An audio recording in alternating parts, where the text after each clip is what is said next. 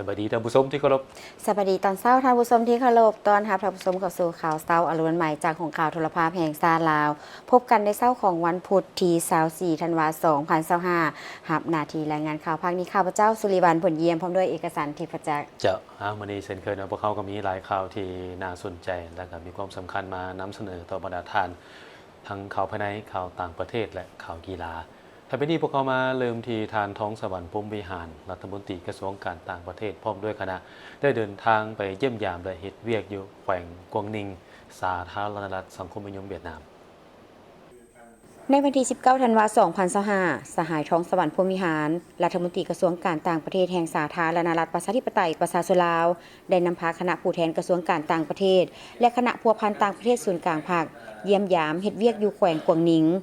ในโอกาสที่เดินทางไปเยี่ยมยามเฮ็ดเวียกและเข้าร่วมกองประชุมปรึกษาหารือด้านการเมืองขันรัฐมนตรี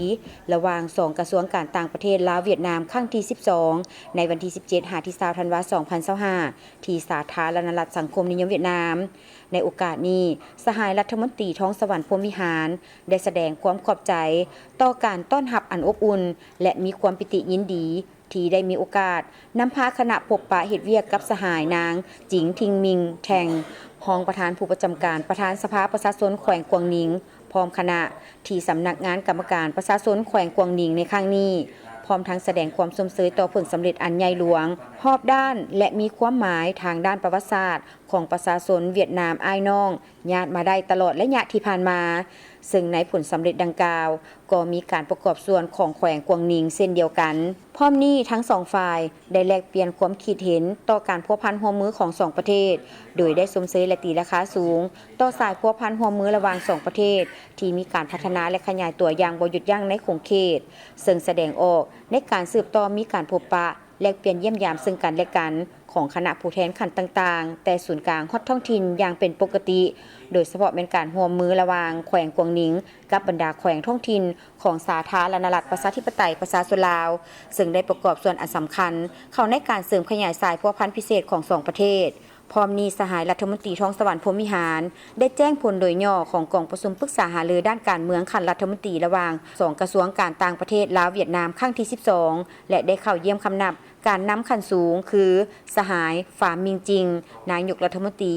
และสหายเจินแทงเหมินประธานสภาแห่งชาติแห่งสาธารณรัฐสังคมนิยมเวียดนามพร้อมเดียวกันนี้สหายรัฐมนตรีท้องสวรรค์พรหมวิหารยังได้ต่างหน้าให้ภาครัฐสภาแห่งชาติและประชาชนลาวบรรดาเผ่าก็คืออำนาจการปกครองและประชาชนบรรดาแขวงท้องถิ่นของลาวแสดงความขอบใจต่อภาครัฐและประชาชนเวียดนามอ้ายน้องก็คือองค์คณะพรรคอำนาจการปกครองและประชาชนแขวงกวางนิงที่ยามใดก็ให้ความเอาใจใส่ช่วยเหลืออย่างล้ำค่าและทันการแก่สาธารณรัฐประชาธิปไตยประชาชนลาวตลอดมาในโอกาสนี้สหายนางจิงทิงมิงแทงได้เน้นหนักถึงบทบาทและความหมายสำคัญของสายพัวพันมิตรภาพอันยิ่งใหญ่ความสามัคคีแบบพิเศษการร่วมมือรอบด้านและหุ้นส่วนยุทธศาสตร์ระหว่าง2พรรค2รัฐและประชาชน2ชาติเวียดนามลาวในระยะผ่านมาและปัจจุบันพิเศษแม้นการพัวพันร่วมมือรอบด้านระหว่างแขวงกวางนิงกับบรรดาแขวงท้องถิ่นของสาธารณรัฐประชาธิปไตยประชาชนลาว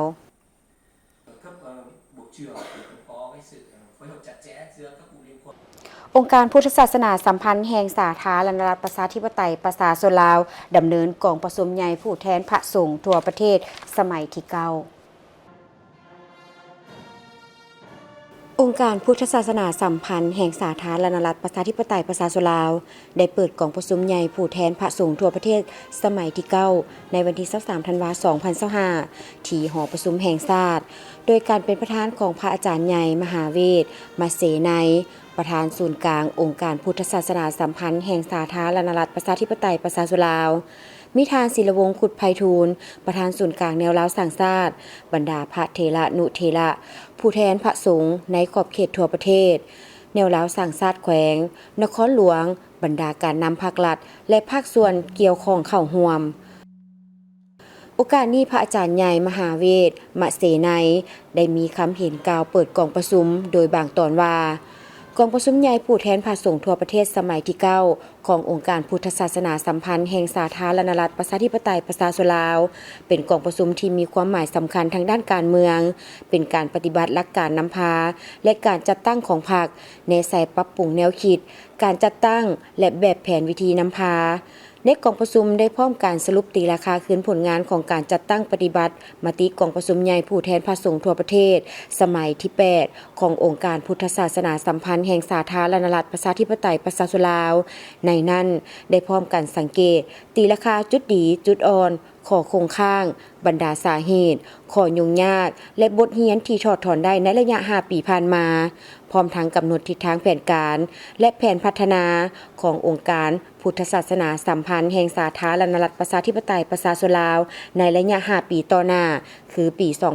2026-2030 พร้อมนี้กองประชุมได้พิจารณารับรองเอามติกองประชุมใหญ่และรับรองเอาคณะบริหารงานศูนย์กลางองค์การพุทธศาสนาสัมพันธ์แห่งสาธารณรัฐประชาธิปไตยประชาชนลาวคณะบริหารงานประจำการและคณะกรรมการบริหารศูนย์กลางพุทธศาสนาสัมพันธ์แห่งสาธารณรัฐประชาธิปไตยประชาชนลาวสุดใหม่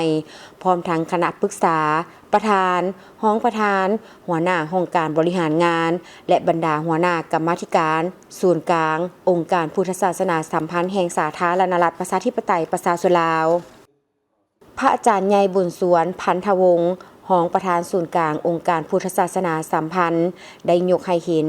การเคลื่อนไหวเวียกงานขององค์การพุทธศาสนาสัมพันธ์แห่งสาธารณรัฐประชาธิปไตยประชาชนลาวสมัยที่8โดยได้ยกให้เห็นจุดพิเศษสภาพรวมและมูลเสื้อขององค์การพุทธศาสนาสัมพันธ์แห่งสาธารณรัฐประชาธิปไตยประชาชนลาวตีราคาผลการจัดตั้งปฏิบัติมติกองประชุมใหญ่ผู้แทนสงฆ์ทั่วประเทศสมัยที่7เป็นต้นเวียกงานเต้าโฮมความสามัคคีภายในพระสงฆ์สามเณรเวียกงานกรรมาธิการปกครองสงฆ์เวียกงานกรรมาธิการศึกษาสงฆ์เวียกงานกรรมาธิการเผยแผ่ศีลธรรมและปฏิบัติกรรมฐานเวียกงานกรรมาธิการสารานุปการและเวียกงานกรรมาธิการการต่างประเทศพร้อมทั้งยกให้เห็นจุดดีจุดอ่อนข้อคงข้างข้อยุ่งยากสาเหตุและบทเรียนที่ถอดถอนได้ในระยะผ่านมาซึ่งในระยะ5ปีผ่านมาองค์การพุทธศาสนาสัมพันธ์แห่งสาธารณรัฐประชาธิปไตยประชาชนลาวได้เคลื่อนไหวเฮ็ดเวียกตามภาระบทบาทสิทธิและหน้าที่ของตนและตามทิศทางแผนการที่กองประชุมใหญ่สมัยที่7ได้วางไว้และสามารถญาติได้ผลสำเร็จหลายด้านเป็นต้นเวียกงานเต้าโฮมความสามัคคีภายในพระสงฆ์สามเณรองค์การพุทธศาสนาสัมพันธ์แห่งสาธารณรัฐประชาธิปไตยประชาชนลาวในแต่ละขั้นได้เอาใจใส่อย่างใกล้ชิดติดแทศอบรมเทศนาสั่งสอนพระสงฆ์สามเณรให้ตั้งตนอยู่ในหลักพระธรรมวินัยหลักศีลธรรมและเคารพนับถือระเบียบการกฎหมายของบ้านเมืองอย่างเคร่งครัดพร้อมทั้งได้ยกบทบาทและเล่าคืนมูลเสื้ออันสง่าราศีขององค์การพุทธศาสนาเพื่อให้พระสงฆ์สามเณรลาวหุ่นใหม่ได้ฮู้จักสืบทอดมูลเสื้ออันดีของชาติและพุทธศาสนาพร้อมทั้งคณะบริหารงานองค์การพุทธศาสนาสัมพันธ์แห่งสาธารณรัฐประชาธิปไตยประชาชนลาวขั้นต่างๆได้เอาใจใส่ในการปรับปรุงก่อสร้างการปกครองสงฆ์และแบบแผนวิธีเฮ็ดเวียกของตนได้ดีอย่างมีประสิทธิภาพและประสิทธิผลการบริหารการคุ้มครององค์การพุทธศาสนาสัมพันธ์แห่งสาธารณรัฐประชาธิปไตยประชาชนลาวตั้งแต่ขั้นศูนย์กลางจนถึงขั้นท้องถิ่นได้รับการปรับปรุงดีขึ้นตามลำดับพระอาจารย์ใหญ่บุญสวนพันธวงศ์ได้ฮู้เติมอีกว่าองค์การพุทธศาสนาสัมพันธ์แห่งสาธารณรัฐประชาธิปไตยประชาชนลาวมีคณะบริหารงานในขอบเขตทั่วประเทศทั้งหมด 6,200 กว่าองค์คณะบริหารงานศูนย์กลางองค์การพุทธศาสนาสัมพันธ์แห่งสาธารณรัฐประชาธิปไตยประชาชนลาว79องค์ขั้นแขวงนครหลวง540องค์ขันเมืองนคร 1,000 กว่าองค์และขันเจ้าอธิการวัด 4,500 กว่าองค์พระสงฆ์สามเณรในขอบเขตทั่วประเทศมีทั้งหมดเกือบ 2,700 กว่าองค์มีพระภิกขุ 15,500 องค์สามเณร 11,400 กว่าองค์พระสงฆ์บวชใหม่ 1,532 องค์สามเณรบวชใหม่ 5,400 กว่าองค์มีพ่อขาว210ตนแม่ขาว520ตนสังกะรีวัด370คนพระภิกขุลาสิกขา 561 องค์ สามเณรลาสิกขา 1,700 กว่าองค์ พระภิกษุสงฆ์มรณภาพ 58 องค์ สามเณรมรณภาพ 10 องค์ มีวัด สำนักสงฆ์ ศูนย์ปฏิบัติธรรม ทั้งหมดในขอบเขตทั่วประเทศ จำนวน 6,200 กว่าแห่ง วัดที่มีพระสงฆ์อาศัยอยู่ประจำ 5,600 กว่าวัด ไปต่อที่กรมตำรวจคุ้มขังและดัดสร้างกระทรวงป้องกันความสงบได้จัดพิธีประกาศการอภัยโทษปล่อยตัวนักโทษผู้ที่ประพฤติตัวดีเนื่องในโอกาสวันศาสตร์ที่2ธันวาคมครบรอบ50 ปี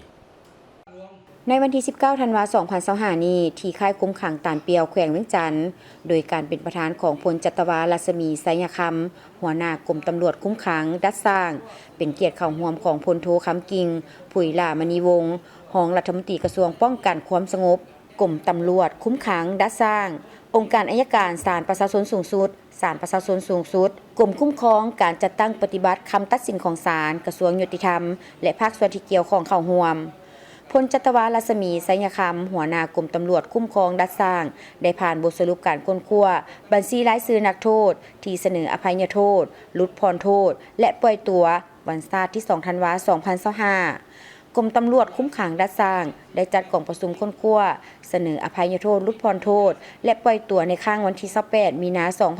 2025ได้ค้นคว้านักโทษที่พร้อมปฏิบัติโทษอยู่บรรดาค่ายคุ้มขังที่ขึ้นกับกรมตำรวจคุ้มขังดัดสร้างจำนวน8ค่ายคุ้มขังและ1ค่ายกักขังชั่วคราวมีคือภาคเหนือมีค่ายคุ้มขังบุญเหนือแขวงพงศาลีค่ายคุ้มขังล่องเลิกแขวงหลวงพระบางค่ายคุ้มขังคังไคแขวงเสียงขวางภาคกลางมีค่ายคุ้มขังตานเปียวแขวงเวียงจันทน์ค่ายคุ้มขังพลตองนครหลวงเวียงจันทน์ค่ายคุ้มขังพลเงินแขวงเวียงจันทน์ค่ายกักขังสัวขาวนาคาภาคใต้มีค่ายคุ้มขังแก้งคันแขวงสวรรณเขตค่ายคุ้มขังบางเลียงแขวงจำปาสักผ่านการค้นคว้าสามารถสรุปสั่งรวมนักโทษที่ได้รับอภัยโทษลดผ่อนโทษและปล่อยตัวในขอบเขตทั่วประเทศทั้งหมดมี 1,115 คนหญิง152 คนในนี้ต่างประเทศ51คนหญิง6คนโทษตลอดชีวิตมี41คนหญิง3คนในนี้ต่างประเทศ4คนเฉพาะค่ายคุ้มขังตานเปียวแขวงเวียงจันทน์ได้รับการอภัยโทษลดผ่อนโทษและปล่อยตัวมีจำนวนทั้งหมด265คนหญิง29คนในนี้ลดผ่อนโทษมีจำนวน255คนหญิง27คนปล่อยตัวมีทั้งหมด10คนหญิง2คนโอกาสนี้พันเอกสมไสแสงคำยองรองหัวหน้ากรมตำรวจคุ้มขังดัดสร้างได้ผ่านรัฐดำรัสของประธานประเทศว่าด้วยการอภัยโทษแก่นักโทษที่มีความก้าวหน้าในขอบเขตทั่วประเทศเนื่องในโอกาสวันศาสตร์ที่2ธันวาคม 2025ครบรอบ50 ปีผ่านรายชื่อนักโทษผู้ที่ได้รับอภัยโทษปล่อยตัวอยู่บรรดาค่ายของศูนย์กลางเป็นเกียรติมอบใบยั่งยืนปล่อยตัวโดยพลจัตวารัศมีไสยคำหัวหน้ากรมตำรวจคุ้มขังดัดสร้างอยู่มาเพิ่นก็ได้อภัยโทษปล่อยตัวก่อนกำหนดผู้เห็นบุญคุณของพรรครัฐอำนาจการปกครองก็คือเจ้าหน้าที่ที่เพิ่นให้อภัยโทษก็น้อยในเมื่อเฮือนเมื่อชาติตัวนี้ก็ขอเปลี่ยนแปลงแนวคิดจิตใจขอสร้างตนเองกลายเป็นคนดีในสังคมและครอบครัวผ่านมาก็ฮู้ว่ากินแดงแข็งใจมาแล้วทั้งนั้นน้อยเองจึงขอผู้บุญคุณอย่างลึกซึ้งมายังการนำทุกขันอำนาจการปกครองทุกท้องถิ่นให้การอภัยโทษในมือนี้พวกข้าน้อยก็ขอปฏิญาณตนต่อไปว่าบ่เฮ็ดแนวที่มันผิดต่อระเบียบกฎหมายหากินไว้สอบทำนำกับบ้านกับเมืองกับครอบครัวถ้าว่าผู้ใดยังปฏิบัติโทษปฏิบัติระเบียบอยู่ในข่ายนี้ก็ขอให้ตั้งใจปฏิบัติระเบียบให้มันได้ พลโทคำกิ่งผุยหล่ามณีวงศ์รองรัฐมนตรีกระทรวงป้องกันความสงบได้ให้เกียรติโอลมตักเตือนนักโทษผู้ที่ได้รับการปล่อยตัวโดยในเน้นหนักให้ผู้ที่ได้รับการอภัยโทษปล่อยตัวและลดผ่อนโทษทุกคนเอาใจใส่ปฏิบัติระเบียบกฎหมายก็คือระเบียบของค่ายคุ้มขังให้ได้ดีกลายเป็นบุคคลที่มีความตื่นตัวบุกบืนห้าวหันออกแห่งงานเพิ่มพูนผลิตผลปรับปรุงเปลี่ยนแปลงและพัฒนาตัวเองเพื่อให้กลายเป็นนักโทษดีเด่นได้รับการปล่อยตัวก่อนกำหนดในต่อหน้าไปที่โครงการกสิกรรมเพื่อโภชนาการขององค์การอาหารโลกที่ได้จัดตั้งปฏิบัติอยู่ที่ทางแขวงภาคใต้ของสาธารณรัฐประชาธิปไตยประชาชนลาวในปี 2023 ภายใต้การสนับสนุนขององค์การอาหารโลกโดยกำหนดการจัดตั้งปฏิบัติฮอดปี 2029ท่านโดลาไซญลบผู้อำนวยการความสะดวกโครงการกสิกรรมเพื่อโภชนาการขององค์การอาหารโลกประจำเมืองละมามแขวงเสกองได้ให้สัมภาษณ์ต่อทีมข่าวโทรภาพแห่งชาติลาวาโครงการกสิกรรมเพื่อโภชนาการได้เริ่มจัดตั้งปฏิบัติอยู่ภาคใต้มาแต่ปี 2023 กำหนดเป้าหมายให้ได้25บ้านในการจัดตั้งปฏิบัติฮอดปี 2029เบื้องต้นได้จัดตั้งปฏิบัติกิจกรรมสร้างความเข้มแข็งให้ประชาชนในโภชนาการที่ดีโดยเฉพาะแม่หญิงถือพาและเด็กน้อยต่ำกว่าอายุ5ปีลงมาให้ได้รับสารอาหารครบถ้วนและจัดฝึกอบรมในการแปลงรูปอาหารให้สามารถเก็บไว้ได้ดนมีผู้เข้าร่วม15คนหญิง12คนที่มาจาก5บ้านคือบ้านกระสังกลางบ้านน้ำเหียนบ้านห้วยอาวังซางบ้านตุยลานบ้านละวิลำพันธ์ซึ่งเป้าหมายหลักของโครงการแม่นอยากช่วยให้ชุมชนก็คือประชาชนในบ้านเป้าหมายมีอาหารเพียงพอในการบริโภคทุกฤดูกาลก้าวไปสู่การจำหน่ายเพื่อสร้างรายรับให้แก่ครอบครัวพอเฮาก็ได้สนับสนุนงบประมาณให้แก่ครัวเรือนคือครัวเรือน1 2 ล้าน5แสนกีบที่นอนในกลุ่มประมาณนั้นแล้วนอกจากเวียกโภชนาการแล้วพอเฮายังเว้าถึงเวียกกสิกรรมที่ให้เขาเจ้าสร้างส่วนครัวหรือว่าปลูกเลี้ยงขนาดน้อยสำหรับการบริโภคภายในครัวเรือนแล้วนอกจากส่งเสริมด้านการกสิกรรมแล้วพอเฮายังส่งเสริมเรื่องการรักษาและถนอมอาหารเช่นการแปรรูปอาหารคือที่เฮาได้ฝึกในมื้อนี้เนาะสาเหตุที่เฮามีการแปรรูปอาหารก็เนื่องจากว่าในบ้านหรือว่าในเขตเมืองละมามของเฮานี้มีหลายบ้านที่ปลูกพืชผักได้แต่ได้บางฤดูเนาะเมื่อฤดูนั้นแล้วเขาจะบ่มีอาหารการกินฉะนั้นแล้วการแปรรูปอาหารจะเป็นส่วนหนึ่งในการเฮ็ดให้เขาเจ้าสามารถถนอมอาหารหรือรักษาอาหารไว้กินที่ได้ดนกว่าเจ้าและก็มีอาหารที่หลากหลายในการบริโภคในแต่ละฤดูกาลเจ้านอกจากเวียกโภชนาการแล้วโครงการได้สุขยุส่งเสริมให้ประชาชนในการสร้างสวนครัวหรือปลูกฝังเลี้ยงสัตว์ขนาดน้อยสำหรับการบริโภคภายในครัวเรือนส่งเสริมด้านการรักษาสร้างความเข้าใจเกี่ยวกับความสำคัญในการปลูกและการแปรรูปจากผลผลิตกสิกรรมให้มีความยืนยงรับประกันให้ประชาชนโดยเฉพาะแม่ถือพาและเด็กน้อยได้รับสารอาหารที่ครบถ้วนอย่างงานโครงการกสิกรรมเฮาสิสุขอยู่ให้บ้านมีส่วนร่วมเนาะก็คือจังซี่แล้วคือบรรทานได้เห็นนำกันเนาะคันว่าเฮาสิเฮ็ดเรื่องฝึกอบรมไปหุบอาหารเฮาก็ต้องได้แจ้งอำนวยความสะดวกแล้วเฮาจะฝึกแบบมาอาหารที่มีในพื้นบ้านเฮาเนาะการสั่นแล้วอยากให้บ้านมีส่วนร่วมคือเป็นมักมักนัดที่บ้านเฮามีแล้วเฮาก็ระดมเขาเอามาช่วยเนาะเอาออกกันหั่นนะคนละเล็กละน้อยเนาะคือบรรทานเห็นนี้เนาะตัวนี้ก็เป็นบ้านมีส่วนร่วมเนาะการสั่นแล้วสัตว์เฮาก็คันฝึกเนาะตัวนี้คันฝึกก็แม่นว่าคันว่าลายก็คือสิเป็นการตลาดได้เนาะเพราะว่าบ้านเฮาผ่านมาเฮาก็เฮ็ดแต่พ่อไผพ่อลาวเนาะผลิตภัณฑ์คือบ้านเฮากันว่าป้าแห้งก็ตากพอแต่ได้กินเนาะกันแต่ว่ามีโครงการเฮาก็ได้สิได้สุขอยู่ส่งเสริมเขาเนาะการเฮ็ดลายเฮาก็ได้ขายเพราะว่าบ้านเฮามันก็สะดวกสบายแล้วเนาะสำหรับแปรรูปผลิตภัณฑ์อยู่บ้านเฮามื้อนี้ก็แม่นมีอยู่หาเนาะหากิจกรรมเนาะเฮาจะได้เฮ็ดอันที่1ก็แม่นเฮ็ดกวนบางนัดเนาะที่2ก็แม่นเขียบมักอึอันที่3ก็เขียบหมูเนาะอันที่4ก็แม่นทอดกล้วยและอันที่5ก็แม่นขนมมักอึเนาะจ้ะถือว่าจากโครงการนี้ที่ว่าได้เรียนรู้หลายอย่างเช่นการแปรรูปอาหารที่ว่าจากเมื่อก่อนเนาะคือตัวอย่างคือมะกล้วยเนาะสุกแล้วก็กินแล้วก็มื้อบาดเดียวเนาะจังซี่แล้วเนาะนี่ได้มาเรียนรู้คือว่าเฮาก็นำมาทอดมาเฮ็ดแปรรูปอาหารไว้กินโดนที่ว่าเฮาบ่มีเนาะสมมุติว่าเฮาสุกนี่ก็ได้กินหลายมื้อต่อไปนะ ได้กินตลอดปีมีความรู้สึกภาคภูมิใจหลายที่ว่าได้เป็นผู้อำนวยความสะดวกคันบ้านแล้วก็ได้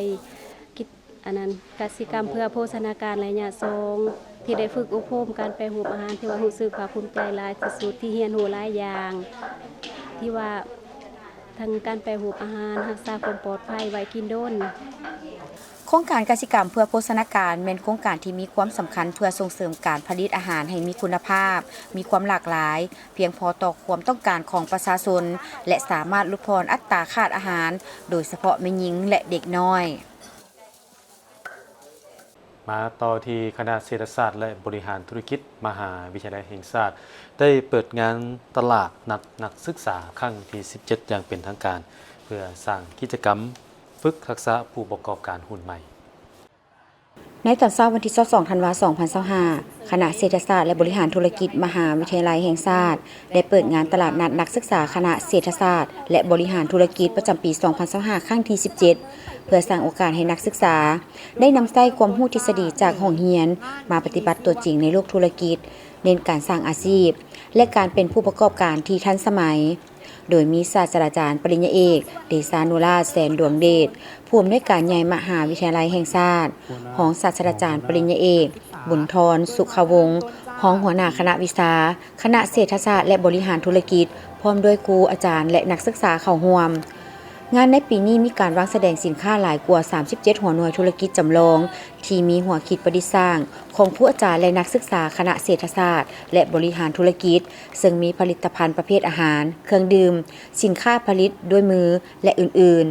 ๆจุดประสงค์ในการจัดงานกับแมนเพื่อเฮ็ดให้นักศึกษาได้มีโอกาสได้หลังจากเรียนทฤษฎีแล้วมีโอกาสได้ปฏิบัติตัวจริงในการขายสินค้าเป็นผู้ประกอบการทดลองเป็นผู้ประกอบการตัวจริงฉะนั้นงานของพวกเรานี่จะจัดอยู่5มื้อตั้งแต่มื้อนี้จนฮอดวันศุกร์ฉะนั้นวันศุกร์แล้วเขาจะสรุปว่าแม่นห้านใดจะมีเป็นห้านดีเด่นเป็นห้านที่ขายดีบริการดีมีหัวคิดประดิษฐ์สร้างเรื่องของการตลาดการเฮ็ดบัญชีการบริหารบุคลากรจะได้เป็นคะแนนและก็ประเมินประกาศห้านดีเด่นอยู่ในวันศุกร์งานตลาดนัดครั้งนี้บ่เพียงแต่แม่นการซื้อขายหากแม่นเวทีแห่งการเรียนรู้ที่สำคัญที่สุดเพื่อฝึกทักษะให้นักศึกษามีความพร้อมเพื่อก้าวไปสู่การเป็นมืออาชีพอย่างมีคุณภาพมีความตื่นเต้นและก็ประสบการณ์ความรู้ที่ว่าเป็นงานที่แบบว่าเป็นบูธของคณะจัดแล้วทุกๆคณะอยู่ในมศนี้ได้มาร่วมกิจกรรมนำหมดทุกคณะเลยโดยความรู้ก็คือได้รู้ประสบการณ์หลายอย่างได้รู้ประสบการณ์เพิ่มขึ้นแล้วได้สร้างกิจกรรมรู้วิธีการขายรู้การเบาการลมการจาแล้วก็ได้รู้หมู่เพื่อนหลายๆคนอีกงานดังกล่าวจะจัดไปฮอดวันที่26ธันวาคม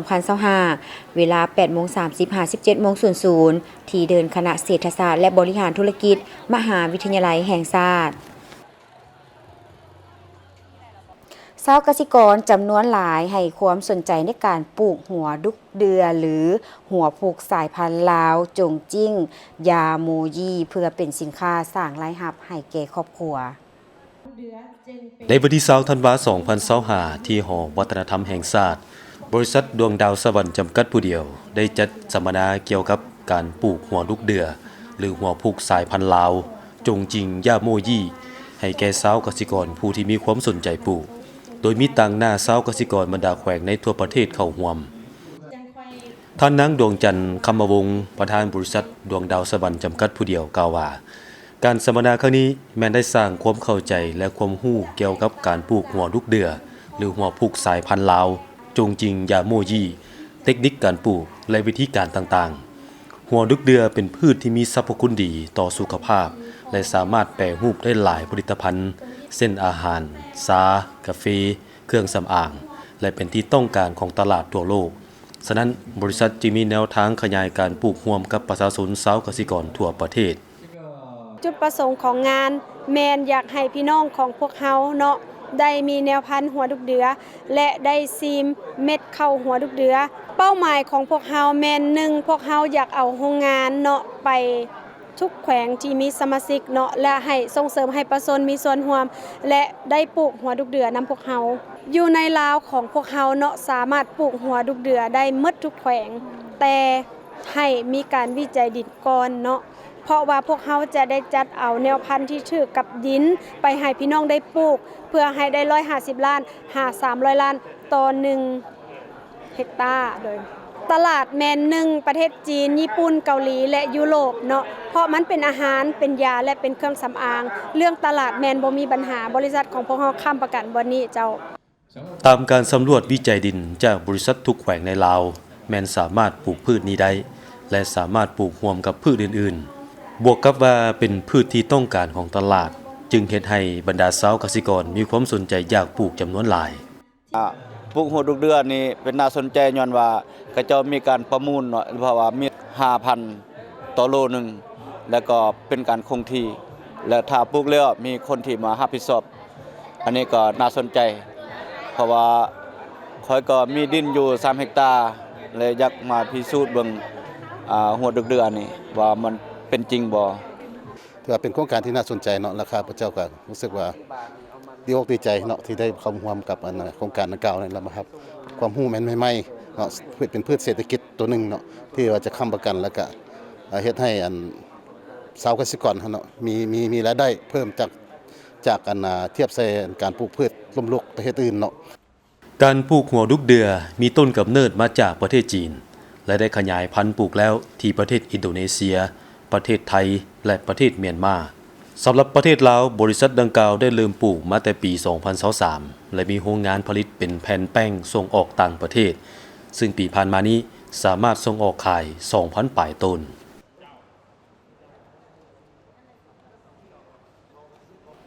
ท่านเอกอัครราชทูตวิสามัญผู้มีอำนาจเต็มแห่งสาธารณรัฐติมอร์เลสเตประจำลาวได้มีความเห็นต่อการเฉลิมฉลองวันสถาปนาสาธารณรัฐประชาธิปไตยประชาชนลาวครบรอบ 50 ปีต่อการพัฒนาประเทศและการร่วมมือระหว่าง2ประเทศ I arrived here on 17th of September last.So I'm here more or less a bit more than 2 months or even less. ท่านโชอาเฟตัสเดอะคามาราเอกอัครราชทูตวิสามัญผู้มีอำนาจเต็มแห่งสาธารณรัฐติมอร์เลสเตประจำลาวได้ให้สัมภาษณ์กับทีมข่าวโทรภาพแห่งชาติลาวว่าตนเองได้มาประจำการอยู่สาธารณรัฐประชาธิปไตยประชาชนลาวเป็นเวลา2 เดือนปลายและได้แสดงทัศนะต่อกับการพัฒนาของสาธารณรัฐประชาธิปไตยประชาชนลาวว่าย้อนการชี้นำพาของพรรคประชาชนลาวและรัฐบาลลาวได้เห็นความก้าวหน้าอย่างหลวงหลายของประเทศลาวในระยะ50 ปีที่ผ่านมาอยู่หลายแขนงการ So in my point of view the government during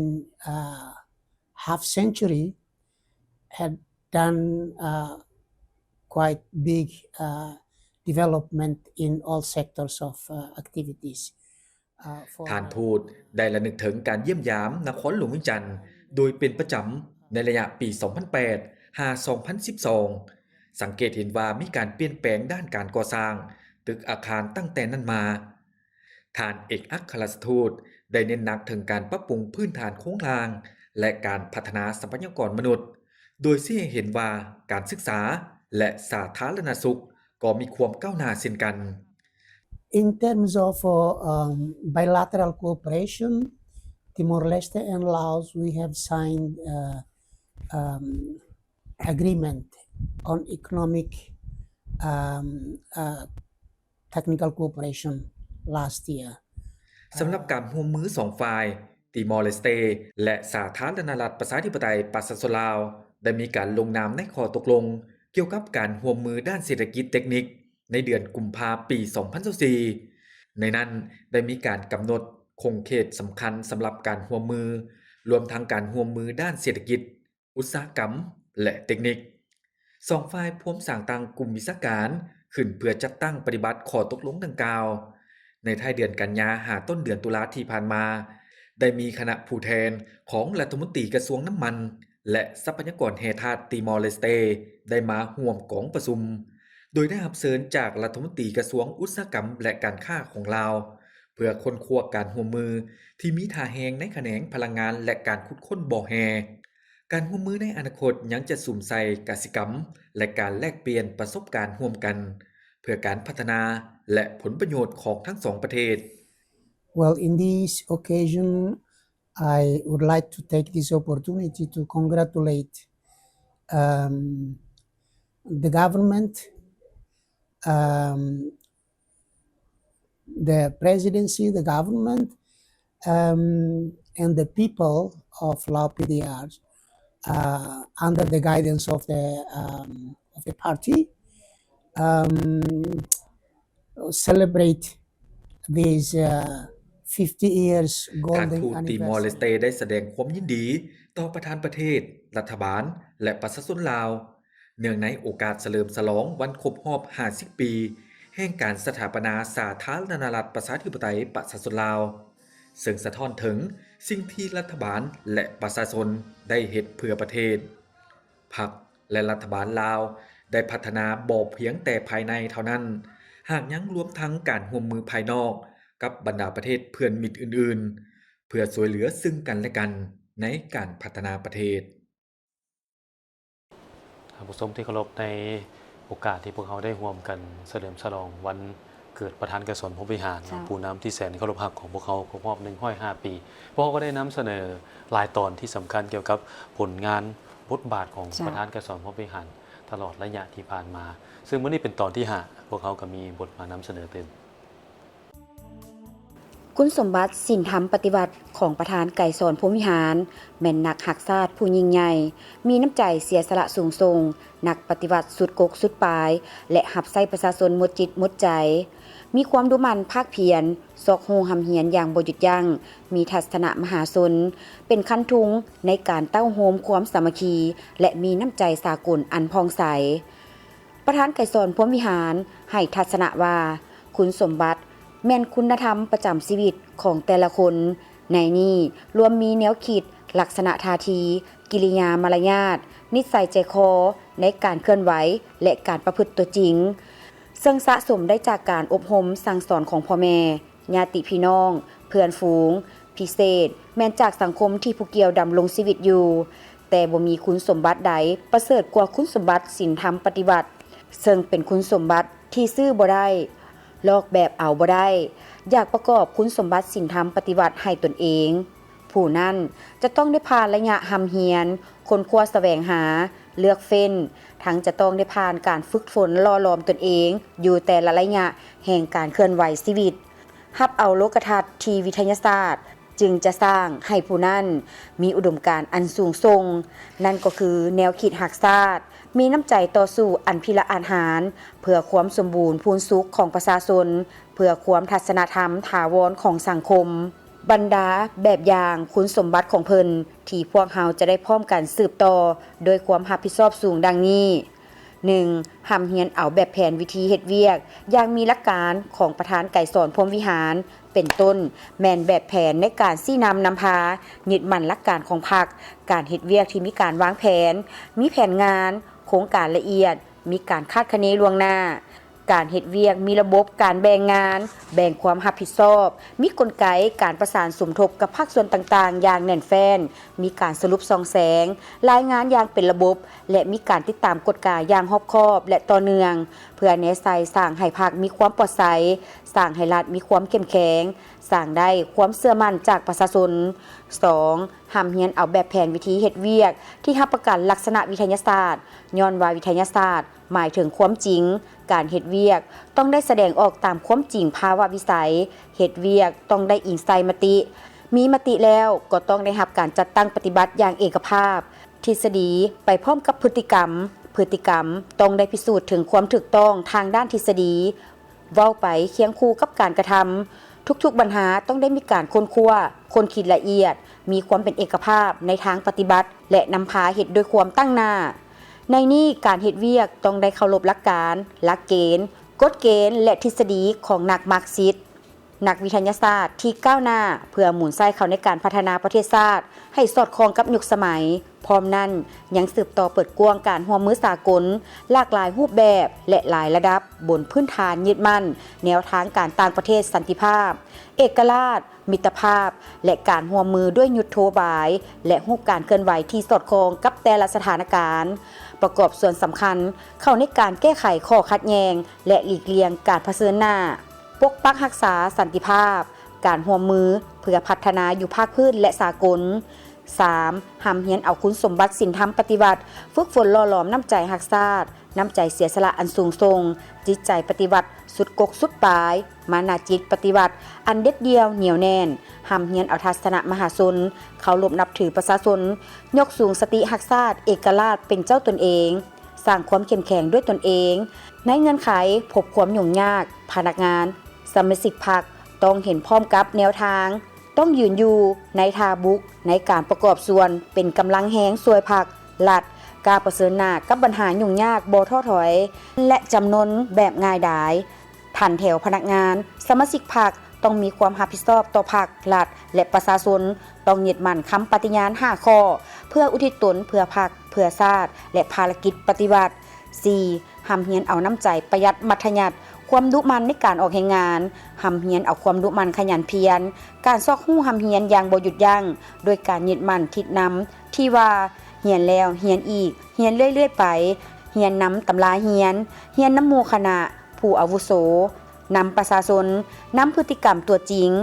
มันซอกหู้หำเฮียนและแสวงหาความรู้บทเฮียนใหม่อยู่เสมอเฮียนนำนักทฤษฎีนักปราชญ์อาจารย์ผู้เชี่ยวชาญทั้งภายในและต่างประเทศ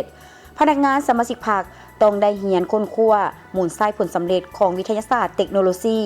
นวัตกรรมใหม่เข้าในการพัฒนาเศรษฐกิจสังคมของชาติ 5. ถือเอาแบบอย่างความสามัคคีเป็นปัญหาใจกลางในการพัฒนาองค์การและประเทศชาติด้วยการเพิ่มทวีความสามัคคีภายในและต่างประเทศให้แน่นแฟ้นเพื่อสร้างได้กำลังที่เข้มแข็งหับไส้แก่การปกปักรักษาและสร้างสาประเทศชาติของเฮาในปัจจุบันและอนาคตเอาใจใส่รักษาความสามัคคีภายในพรรคหมู่คณะสามัคคีกับนักปฏิบัติทุกเผ่าสั้นคนและสามัคคีกับประเทศใกล้เคียงเพื่อนมิตรยุทธศาสตร์บรรดาประชาชาติให้แน่นแฟ้นและกว้างขวางเปิดกว้างการพัวพันสามัคคีกับหลายภาคการเมืองและบรรดาองค์การจัดตั้งสากลเพื่อญาติแยงเอาบทเรียนการสนับสนุนหับไส้เขาในการปฏิบัติหน้าที่การเมืองอันมีเกียรติของตนประธานไก่สอนพรหมวิหารยืนยงในภารกิจปฏิบัติลาวตลอดไป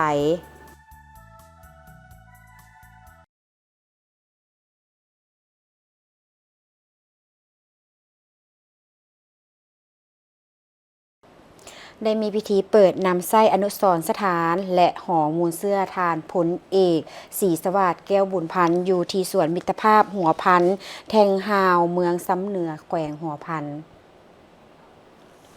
โครงการก่อสร้างอนุสรณ์สถานรูปปั้นและหอมูลเสื้อทานพลเอกศรีสวัสดิ์แก้วบุญพันธ์แม่นโครงการหนึ่งที่มีความสำคัญทางด้านประวัติศาสตร์และยุคสมัยตั้งอยู่เทศบาลแขวงหัวพันเขตที่มั่นของการปฏิวัติลาวดินแดนวิลชนที่ประชาชนมีมูลเสื้อต่อสู้พิรอาหารดุมันและสามัคคีท่านพลเอกศรีสวัสดิ์แก้วบุญพันธ์แม่นหนึ่งในนักรบปฏิวัติหุ่นทำอิฐในกระบวนการต่อสู้ปลดปล่อยชาติเป็นผู้ร่วมก่อตั้งกองโฆษณาประกอบอาวุธร่วมกับประธานไก่สอนพรหมวิหารประกาศสร้างตั้งกองราชวงศ์ซึ่งแม่นกองทัพประชาชนลาวในปัจจุบันนับแต่มื้อทำอิฐที่เข้าร่วมการปฏิวัติเพิ่นได้รับหลายหน้าที่หลายตำแหน่งแต่ตำหาสูงจากนักรบโฆษณาในกำลังประกอบอาวุธจนก้าวขึ้นเป็นนายทหารสั้นพลเอกจากหัวหน้ากองราชวงศ์ก้าวขึ้นเป็นหัวหน้าเสนาธิการสูงสุดของกองทัพเป็นผู้วางแผนสู่รบและบัญชาสู่รบหลายบ้านรบบ้านตีที่สำคัญและเด่นกว่าหมู่แมนบ้านรบปลดปล่อยซ้ำเหนือปลดปล่อยเสียงขวางปลดปล่อยหลวงน้ำทาปลดปล่อยห้วยทรายการวาง3บาทก้อนยุทธศาสตร์และบ้านรบอื่นๆนำไปถึงการปลดปล่อยทั่วประเทศสามารถสถาปนาสาธารณรัฐประชาธิปไตยประชาชนลาวขึ้นในวันที่2ธันวาคม1975จากความหมายสำคัญมูลเสื้อวีรกรรมคุณงามความดีและผลงานการปฏิวัติอันใหญ่หลวงที่ท่านพลเอกศรีสวัสดิ์แก้วบุญพันธ์ได้สร้างไว้ให้แก่ประเทศชาติและพื้นแผ่นดินแม่ดังนั้นพรรครัฐบาลก็ ก็คือกระทรวงป้องกันประเทศองค์การปกครองแขวงหัวพันพร้อมด้วยครอบครัวแก้วบุญพันธ์จึงได้สร้างรูปปั้นทานพลเอกศรีสวัสดิ์แก้วบุญพันธ์มาสถิตไว้ในอนุสรณ์สถานและห่อมูลเสื้อที่เมืองซ้ำเหนือแขวงหัวพันแห่งนี้ในพิธีทานรองนายกรัฐมนตรีพร้อมด้วยบรรดาการน้ำขั้นสูงอดีตการน้ำขั้นสูงและการน้ำแขวงหัวพันที่เข้าร่วมก็ได้ให้เกียรติร่วมดำเนินการตัดแถบผ้าเพื่อเปิดน้ำไส้และลันคลองเพื่อเป็นสิริมงคลแก่การเปิดโครงการดังกล่าวจากซ้ำเหนือพวกเขาไปเวียงไซเนาะแขวงหัวพันเพิ่นก็ได้มีการเปิดงานเที่ยวชมดอกซากุระเพื่อเฉลิมฉลองครบรอบ10 ปีการปลูกต้นดอกซากุระอยู่สวนซากุระลาวญี่ปุ่นเมืองเวียงไซส่วนซากุระแห่งนี้เป็นสัญลักษณ์แห่งสายเพาะพันธุ์ระหว่างสองชาติลาวญี่ปุ่นซึ่งเริ่มแต่ปี 2022 เป็นต้นมาดอกซากุระอยู่สวนซากุระมิตรภาพลาวญี่ปุ่นเมืองเวียงไซได้ออกดอกเบ่งบานสวยงามและกลายเป็นสถานที่ท่องเที่ยวที่ดึงดูดนักท่องเที่ยวทั้งภายในและต่างประเทศเดินทางเข้ามาเที่ยวชมความงดงามของดอกซากุระในทุกๆปีย้อนได้รับความเอาใจใส่และสนับสนุนจากรัฐบาลญี่ปุ่นก็คือสถานทูตญี่ปุ่นประจำลาวและองค์การคนพิการอาซีเพื่อการพัฒนาหรือว่า ADDP ในการสร้างกิจกรรมส่งเสริมการท่องเที่ยวโดยเฉพาะเป็นการสร้างจุดถ่ายรูปเพื่อดึงดูดนักท่องเที่ยวซึ่งได้เฮ็ดให้การเที่ยวชมดอกซากุระบานอยู่ส่วนแห่งนี้แต่ละปีมีบรรยากาศที่ฟดฟื้นและได้รับความสนใจจากนักท่องเที่ยวอย่างหลวงหลายการจัดพิธีเปิดงานเที่ยวชมดอกซากุระในครั้งนี้ก็เพื่อเป็นการส่งเสริมการท่องเที่ยวอยู่เมืองเวียงไซก็คือแขวงหัวพันให้นับมือนับลายขึ้นทานโคอิซุมิซุโตมุได้กล่าวว่าการปลูกต้นซากุระของญี่ปุ่นอยู่เมืองเวียงไซแห่งนี้ได้ครบรอบ10 ปีซึ่งมีความหมายความสำคัญหลายและก็ได้สร้างความปิติยินดีให้แก่ทางทานทูตเนาะในฐานะที่ว่าเป็นเอกอัครราชทูตได้มาประจำการในระยะเวลานี้การปลูกต้นซากุระในสภาพแวดล้อมที่แตกต่างจากญี่ปุ่นนั้นบ่แม่นเรื่องง่ายเลยสวนซากุระจะเกิดขึ้นได้ก็ย้อนความพยายามของหลายภาคส่วนเช่นว่าแขวงหัวพันเมืองเวียงไซบรรดาผู้เชี่ยวชาญชาวญี่ปุ่นและองค์การคนพิการอาซีเพื่อการพัฒนารัฐบาลญี่ปุ่นยังได้สืบต่อให้การสนับสนุนอย่างต่อเนื่องในการสร้างตั้งศูนย์ฝึกวิชาชีพให้แก่คนพิการที่ตั้งอยู่ในบริเวณสวนดอกซากุระเมืองเวียงไซที่ดำเนินโดยองค์การคนพิการอาซีเพื่อการพัฒนาพร้อมทางโครงการพัฒนาชุมชนโดยนำไส้ท่าแห่งการท่องเที่ยวของเมืองเวียงไซเมื่อเบิ่งไป10 ปีถึง20 ปีข้างหน้าท่านทูตเพิ่นหวังว่าโครงการเหล่านี้จะสืบต่อและได้รับการพัฒนาไปด้วยการนำพาของคนลาวไปที่ ADB สวย$48 ล้านสหรัฐในการพัฒนาตัวเมืองตามแนวทางอนุภาคพื้นแม่น้ำของ 4 หรือโครงการ GMSC โครงการพัฒนาตัวเมืองตามแนวทางอนุภาคพื้นแม่น้ำของ 4 หรือโครงการ GMSC แมนได้รับทุนช่วยเหลือล่าจากธนาคารพัฒนาอาซีหรือ ADB ให้พัฒนาพื้นฐานโครงรางอยู่2ตัวเมืองคือเมืองปากสันแขวงบุรีคำไซและเมืองทาแขกแขวงคำมวลซึ่งมีจำนวนเงิน 54.6 ล้านดอลลาร์สหรัฐในนั้นมีเงินช่วยเหลือล่าจาก ADB จำนวน$48 ล้านสหรัฐให้นำใส่เข้าในเวียกงานการก่อสร้างจัดซื้อพาหนะหับไส้เวียกงานบริการเก็บเมี่ยนขี้เหงื่อและถึงสมทบรัฐบาลแห่งสาธารณรัฐประชาธิปไตยประชาชนลาวจำนวน 6.6 ล้านดอลลาร์สหรัฐซึ่งได้นำใส่เข้าในเวียกงานการยกย้ายและสดเสยโครงการก่อสร้างป้องกันตะฝั่งเจือนแคมแม่น้ำของตัวเมืองทาแขกมี2สัญญาจะเล็งให้สำเร็จตามแผนการในกลางปี 2026 นี้คือโครงการก่อสร้างป้องกันตะฝั่งเจือนบ่รวมเขต B รับเหมาโดยบริษัท LSM ครบวงจรจำกัดผู้เดียวมูลค่า$4.6 กว่าดอลลาร์สหรัฐปฏิบัติได้ 38.53 ส่วนห้อยและโครงการก่อสร้างป้องกันตะฝั่งเจือนเขต B รับเหมาโดยบริษัทแสงมีไซครบวงจรจำกัดผู้เดียวมูลค่า$1.8 กว่าดอลลาร์สหรัฐปฏิบัติได้ 36.33 ส่วนห้อยนอกนี้ยังมีบรรดากิจกรรมย่อยที่นอนอยู่ในการพัฒนาพื้นฐานโครงรางตัวเมืองทาแขกเป็นต้นแมนการสร้างสนามจำกัด กำจัดขี้เหงื่อแบบสุขอนามัยปฏิบัติสำเร็จห้อยส่วนห้อยก่อสร้างห้องระบายน้ำปฏิบัติสำเร็จห้อยส่วนห้อยก่อสร้างอ่างบำบัดน้ำเปื้อนการฟื้นฟูบูรณะใจกลางตัวเมืองเก่าและอนุรักษ์มรดกตัวเมืองท่าแขกปฏิบัติได้ 33.96 ส่วนห้อยพอถึงการสร้างกันเจือนนี่รัฐบาลนี่เพิ่นก็ค่อยๆไปตามจังหวะเศรษฐกิจของพวกเฮาตามใจแฮงของพวกเฮาเนาะเฮ็ดไปทั้งแม่น้ำน้อยแม่น้ำใหญ่นั่นแหละเพื่อบ่ให้ดินสอดเจือนแล้วสร้างความเสียหายแล้วก็สะดวกสบายแก่ประชาชนในการทำมาหากินพวกเขาไปต่อที่ขบวนการสร้างขัวข้ามแม่น้ำหุงอยู่บ้านไสสวัสดิ์เมืองสัญบุรีแขวงสัญบุรีเพิ่นก็สร้างกระบวนการนี้ขึ้นมาเพื่อต้อนรับวัดสำคัญต่างๆของชาติของพรรคท่านสมพันธ์ดวงใจห้องในบ้านพันไสสวัสดิ์ได้ให้ฮู้ว่าย้อนเห็นได้ความยุ่งยากขาดเขินในการไปมาหาสู่การซอกหาเลี้ยงชีพย้อนมีสายน้ำหุงนี่แหละเนาะตัดผ่านเส้นทางเข้าบ้านจึงเห็นให้การไปมาเนี่ยมีความยุ่งยากดังนั้นภายหลังสิ้นสุดฤดูฝนของทุกๆปีโครงการจะตั้งบ้านได้มีการปรึกษาหารือพร้อมทั้งแจ้งให้พ่อแม่ประชาชนภายในบ้านใกล้เกี่ยมตัดไม้จริงไม่ปองไม่ปองเนาะไม่จริงไม่ปองเพื่อใกล้เกี่ยมสร้างขัวข้ามแม่น้ำหุงแบบสัวขาวนำใส่ในระยะฤดูแล้งเพื่อให้มีความสะดวกสบายในการไปมาหาสู่ระหว่างบ้านไสสวัสดิ์กับกลุ่มกองค่ายทหารและสะดวกในการไปมาค้าขายต่างๆทั้งองค์การปกครองบ้านจึงได้ค้นคว้าพร้อมระดมทุนฮ้อนนำครอบครัว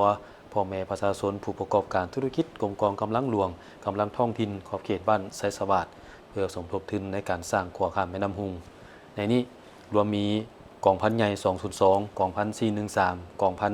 ที่2โรงเรียนก่อสร้างใน10การทหารท้องถิ่นส่วนยางพาราเขตปากแมดห้านขายเครื่องนางนีได้ช่วยเหลือกันประกอบเป็นวัตถุอุปกรณ์เล็กตะปูจำนวน6แก๊สเพื่อนำเข้าใส่ในการสร้างขัวดังกล่าวการเฮ็ดขัวดังกล่าวแม่นได้นำใส่ไม้จริงและไม้ปองในการสร้างขัวนี่แหละซึ่งมีความยาว2เมตรแล้วก็ซึ่งมีความกว้าง2เมตรเนาะและความยาว110เมตรสร้างขัวข้างเขานี่มีบรรดาผู้เข้าร่วมกระบวนการจำนวน245แรงงานในนี้มีแรงงานจากกำลังหลวงและกำลังท้องถิ่น75แรงงานภายใต้การชี้นำพาของคณะชี้นำจากองค์การปกครองบ้านไสสวัสดิ์และคณะพักคณะพรรษาจากกลุ่มกองพ่อแม่ประชาชนและไอ้น้องทหารจึงได้เอาใจใส่สามัคคีกันอย่างเฮาหันเป็นจิตหนึ่งใจเดียวสูงทุกข์เงยแหงทั้งกายและใจย้อนความสามัคคีความอดทนร่วมจิตร่วมใจร่วมไม้ร่วมมือของพ่อแม่ประชาชนและพนักงานนักกบจึงเห็นให้การสร้างขัวข้ามแม่น้ำหุงบ้านไสสวัสดิ์ในครั้งนี้ได้รับผลสำเร็จในวันเดียวนะมื้อเดียวที่ว่าสำเร็จตามแผนการที่คาดหมายไว้ห้อยซ้อนห้อยเลยขอสมเสยเนาะอันนี้คือพลังความสามัคคีแท้ๆเป็นขบวนการสามัคคีหนึ่งที่เฮ็ดให้สามารถเดินทางไปมาสะดวกระหว่างบ้านเจ้าท่านผู้ชมพนักงานและประชาชนอยู่ที่เมืองกวนแขวงหัวพันได้รับการกวดกาสุขภาพโดยบ่เสียค่าจากทีมแพทย์กองทัพภาค 4 สาธารณรัฐสังคมนิยมเวียดนามโดยโครงการช่วยเหลือด้านสาธารณสุขครั้งนี้จัดขึ้นภายใต้การนำพาของสหายเวียนฮิวไฟหัวหน้าแผนกก่อสร้างและพัวพันสากลของบริษัทหัวมือเศรษฐกิจทหารเขต 4 สาธารณรัฐสังคมนิยมเวียดนามซึ่งทีมแพทย์ทหารได้สนองการกวดสุขภาพทั่วไปแจกจ่ายยาและให้คำแนะนำด้านสุขภาพแก่พนักงานและประชาชนท้องถิ่นกิจกรรมดังกล่าวได้รับการตอบรับอย่างอบอุ่นจากการนำเมืองพนักงานและประชาชนเมืองกวนต่อความพยายามช่วยเหลือด้านมนุษยธรรมของกองทัพภาค 4 สาธารณรัฐสังคมนิยมเวียดนามการให้บริการกวดสุขภาพโดยบ่เสียค่าในครั้งนี้ถือเป็นการช่วยเหลือที่มีคุณค่าโดยเฉพาะชุมชนที่อยู่ห่างไกลที่อาจมีความยุ่งยากในการเข้าถึงการบริการด้านสาธารณสุขโครงการดังกล่าวได้สะท้อนให้เห็นถึงความสัมพันธ์อันดีงามและการร่วมมือในหลายด้านระหว่างสาธารณรัฐประชาธิปไตยประชาชนลาวและสาธารณรัฐสังคมนิยมเวียดนามโดยเฉพาะในเขตชายแดนการให้ความช่วยเหลือด้านสาธารณสุขแม้นส่วนหนึ่งของความพยายามอย่างต่อเนื่องเพื่อส่งเสริมสุขภาพชุมชนและเสริมสร้างความเป็นเอกภาพระหว่างประชาชน2ประเทศอ้ายน้องโอกาสนี้การนำเมืองต่างหน้าพนักงานรัฐกรและประชาชนเมืองกวนได้แสดงความขอบใจต่อการช่วยเหลือและหวังว่าจะได้สืบต่อในการร่วมมือในอนาคตเพื่อผลประโยชน์ของทั้ง2ประเทศ ทั้งหมดนี้คือการรายงานข่าวเศร้าจากของข่าวโทรภาพแห่งชาติลาวขอบใจทุกท่านที่ให้เกียรติติดตามรับชมมาวันนี้โฆษกทั้งสองพร้อมด้วยทีมงานต้องขอลาไปก่อน สบายดี สบายดี